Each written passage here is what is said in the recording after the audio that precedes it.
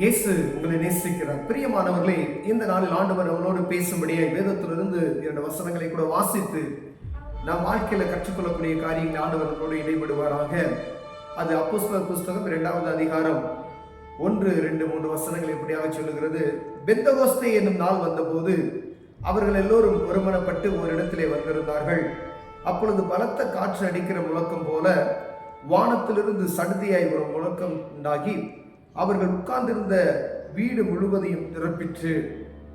அல்லாமலும் அக்கினிமயமான நாவுகள் போல பிரிந்திருக்கும் நாவுகள் அவர்களுக்கு காணப்பட்டு அவர்கள் ஒவ்வொருவர் மேலும் வந்து அமர்ந்தது. அவர்கள் எல்லாரும் பரிசுத்த ஆவியினாலே நிரப்பப்பட்டு ஆவியானவர் தங்களுக்கு தந்தருளின வரத்தின்படியே வெவ்வேறு பாஷைகளிலே பேசத் தொடங்கினார்கள். பிரியமானவர்களே, ஆண்டவராகிய இயேசு கிறிஸ்து உயிர் தெழுந்ததுக்கு பின்பதாய் அவருடைய சீசர்களுக்கு புது பலனை நீங்கள் பெற்றுக்கொள்ளும்படியாய் ஒரு இடத்துல நீங்கள் காத்திருங்கள் என்று ஆண்டவர் சொல்லியிருந்ததை நாம் வாசித்திருக்கிறோம். பிரியமானவர்களே, அவர்கள் சீசர்கள்லாம் கூடி ஒரு இடத்துல அமர்ந்திருக்கும் பொழுது பரிசுத்த ஆவியானவர் ஊற்றப்படுகிற அந்த காரியத்தை இதில் எழுதப்படுத்தி இருக்கிறது. அநேக காரியங்களை நாம் தியானிக்கிறோம். ஆண்டவருடைய நமக்காக அடிக்கப்பட்டார், நொறுக்கப்பட்டார், நமக்காக ரத்தம் சிந்தினார் என்ற காரியத்தெல்லாம் ஒவ்வொரு நாளும் அப்படியே இந்த 2 நாட்கள்ல நம் தியானித்து ஈஸ்டர் பண்டிகையும் கொண்டாடி அடுத்த காரியத்துக்கு அப்படியே நடந்து கொண்டு வருகிறோம். ஆனாலும் ஆண்டவருடைய வார்த்தைகளை நாம் கேட்கும்படியே, அடுத்து ஆண்டவர் என்ன சொன்னார் என்பதை கேட்கும்படியே ஆண்டவர் உங்களோடு என்னோடு பேசிக் கொண்டிருக்கிறார். பாருங்க, பெந்தகோஸ்தே என்னும் நாள் வந்த போது அவர்கள் எல்லாரும் ஒருமனப்பட்டு ஒரு இடத்தில் வந்திருந்தார்கள். நாம் ஈஸ்டர் பண்டிகையை அனுசரித்து ஈஸ்டர் பண்டிகையை செழிப்பாக கொண்டாடுகிறோம். ஆனால் அதற்கு அப்புறம் ஆண்டவர் சொன்ன வார்த்தைகளுக்கு கீழ்ப்படிந்து ஒரு இடத்தில் கூடுகிறோமா? ஒரு சபையாக அல்ல, அல்லது ஒரு குடும்பமாக, இல்ல 2-3 பேராக, நம்மால் எப்படி முடியுமோ அதற்கு ஏற்றாற் போல ஒரு இடத்தில் கூடி, இல்ல சபைகளை கூடி இந்த பரிசுத்த ஆவியின் அபிஷேகத்தை பெறுவதற்கு நாம் எத்தனை வாஞ்சை உள்ளவர்களாய் காணப்படுகிறோம் என்பதை பார்க்கும்படியாய் ஆண்டவர் உங்களோடும் என்னோடும் பேசுகிறார். இதற்கு பின்பதாய் இயேசு கிறிஸ்து எனக்காக அடிக்கப்பட்டார், அதை அறிந்திருக்கிறோம். ஆனா அது விசுவாசிக்கிறதுல குறைச்சவர்களாய் காணப்படுகிறோம். அதற்கு பின்பதாய் உயிர்த்தெழுந்தார். உயிர்த்தெழுந்த பண்டிகையை கொண்டாடுவதற்கு மாத்திரம் கிறிஸ்தவருடைய வேலை அல்ல என்பதை நாம் புரிந்து கொள்ள வேண்டும். அதற்கு பின்பதாய் ஆண்டவர் காத்திருக்க சொன்னாரே, சீசர்கிட்ட போய் நீங்க அமர்ந்திருங்கள் என்று சொன்னாரே. எதற்காக அமர்ந்திருக்க சொன்னார்? ஆண்டவருடைய ஊழியத்தை செய்யும்படியாய் கிறிஸ்தவர்களாகிய நாம் அவர்கள் எல்லாருக்கும் ஒரு பரிசுத்த ஆவியின் அபிஷேகம், ஒரு புது பலனை நீங்க பலனடையும்படியாய் நீங்கள் புறப்பட்டு போய் சகல ஜனங்களுக்கும் சுவிசேஷத்தை அறிவிப்பதற்கு இந்த பரிசுத்த ஆவியின் அபிஷேகம் எவ்வளவு முக்கியம் என்பதை அறிந்து கொள்ளும்படியாய் அவர் அங்க கூடி வர சொன்னார். அப்பொழுதுதான் பரிசுத்த ஆவியை நினைச்சார், அவர்கள் மேல ஊற்றப்படுகிறார். அவர்கள் பற்பல பாஷைகளில் பேசுகிறார்கள். அங்க இருக்கிற ஜனங்கள் அவர்கள் பேசுகிறதை கேட்டு, இத்தனை மணி நேரத்தில் இவங்க இப்படி பேசுறாங்க, அவருடைய ஜென்ம பாஷையில பேசிக் கொண்டிருக்கிறார்களே, அங்க அநேக மொழி பேசுகிற மக்கள் அந்த கீழே எழுதப்பட்டு இருக்கிறது. ஒவ்வொருவரும் பார்த்து வியக்கத்தக்கதாய் அந்த காரியம் நடந்து கொண்டு இருக்கிறது. பிரியமானவர்களே, நாம் அனுசரிக்கிற அந்த காரியங்கள்ல ஆண்டவர் அடுத்து நமக்கு சொல்லிக் கொடுத்த அந்த காரியத்தை நாம் நிறைவேற்ற எவ்வளவு வாஞ்சியுள்ளவர்களாய் காணப்பட்டோம். ஒருவேளை சபையில கூடி வர முடியல, உங்க வீட்டுல உங்க குடும்பமாய் கூடி பரிசுத்த ஆவியானவருக்கு எவ்வளவு முக்கியத்துவம் நீங்கள் கொடுக்கிறீர்கள் என்று பார்க்கும்படியாய் ஆண்டவர் உங்களோடு என்னோடு பேசுகிறார்.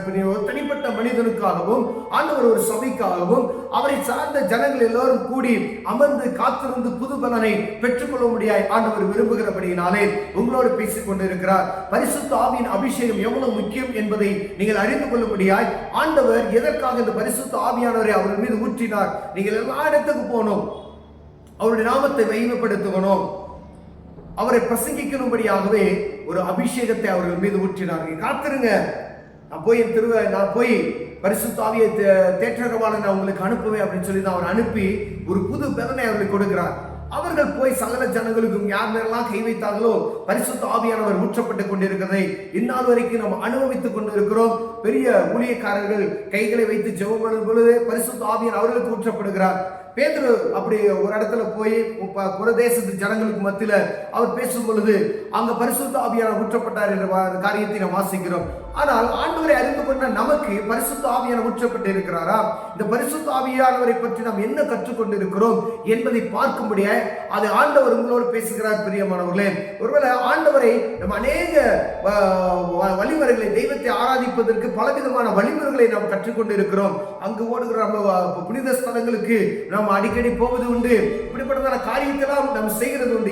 ஏன் அப்படி போறோம் அப்படின்னா ஏதாவது ஒரு காரியம் நமக்கு நடக்காதா, ஒரு அற்புதம் நடக்காதா அப்படின்னா, ஆனா ஆண்டவர் சொன்ன காரியத்தை நீங்கள் பெற்றிருப்பீர்களானால், ஆண்டவர் இந்த வேதத்தில் எழுதி வைத்த காரியத்தை நீங்கள் அபியாசப்படுத்துவீர்களானால், பரிசுத்த ஆவியானவர் உங்களுக்குள் வரும் பொழுது ஆண்டவர் உங்களை பலனடைய செய்வார். அற்புதங்களை பெறுவதற்கு ஆண்டவர் உங்களுக்கு உதவி செய்வார். பிரியமானவர்களே, நீங்க பலவீனப்பட்டு இருக்கலாம். இந்த பரிசுத்த ஆவியானவரை நீங்கள் பெற்றுக்கொள்ளும் பொழுது, ஆவியானவர்களுக்குள்ள வரும் பொழுது பலவீனம் நீங்கி போகும். பிரியமானவர்களே, நீங்க ஏதோ ஒரு பாரத்தில் இருக்கிறீங்க, ஆண்டவருடைய நாமத்தை மகிமைப்படுத்துவதற்கு நீங்க கடந்து செல்கிறவரை இருக்கிறீங்க. அந்த இடத்துல உங்களுக்கு அற்புதம் செய்யணும் அப்படின்னா அந்த பரிசுத்த ஆவியானவர் இல்லாதபடி நான் ஒன்றும் செய்ய இயலாது. பிரியமானவர்களே, அதற்காகவே ஆண்டவர் உங்களோடும் என்னோடு பேசிக் கொண்டிருக்கிறார். ஈஸ்டர் பண்டிகை அனுசரித்தோம். ஆண்டவர் பின்பு உயிர்த்தெழுந்து சீசர்களுக்கு தரிசனமானார். இதெல்லாம் நம்ம ஒவ்வொரு காரியத்தையும் தியானித்து வருகிறோம். பரிசுத்த ஆவியானவர் எனக்குள் வரும்படியாய் என்ன செய்திருக்கிறோம் என்று பார்க்கும்படி ஆண்டவர் வாஞ்சிக்கிறார். ஒருவேளை இந்த பரிசுத்த ஆவியானவர் குறித்து அக்கறையற்று இருப்போமானால், பரிசுத்த ஆவியானவரை வாஞ்சை இல்லாதவர்கள் இருப்போமேயானால், ஆண்டவர் உங்களுக்காகவும் எனக்காகவும் பேசுகிறார். இந்த பரிசுத்த ஆவியின் அபிஷேகம் எவ்வளவு முக்கியம் என்பதை நீங்கள் அறிந்து கொள்ளும்படியாய் ஆண்டவர் இந்த நாள்ல இந்த காரியத்தை கொண்டு உங்களோடு பேசுகிறார். ஒருவேளை நீங்க அபிஷேகம் பெறாம இருந்தீங்கன்னா, இந்த பரிசுத்த ஆவியின் அபிஷேகத்தை நீங்கள் பெறாமல் இருந்தீர்களானால், தேவ சமூகத்துக்கு போய் காத்திருங்கள். ஆண்டவர் உங்களை பலப்படுத்துவார். குடும்பமாய் காத்திருங்கள், தனிமையாய் காத்திருங்கள், சபையாய் காத்திருங்கள். சபையில அநேக காரியங்களை நாம் பேசுவது உண்டு. பரிசுத்த ஆவியானவரை குறித்து என்ன பேசுகிறோம், பரிசுத்த ஆவியானவரை பெற்றுக்கொள்ளும்படி என்ன பேசுகிறோம் என்பதை பார்க்க முடியாது.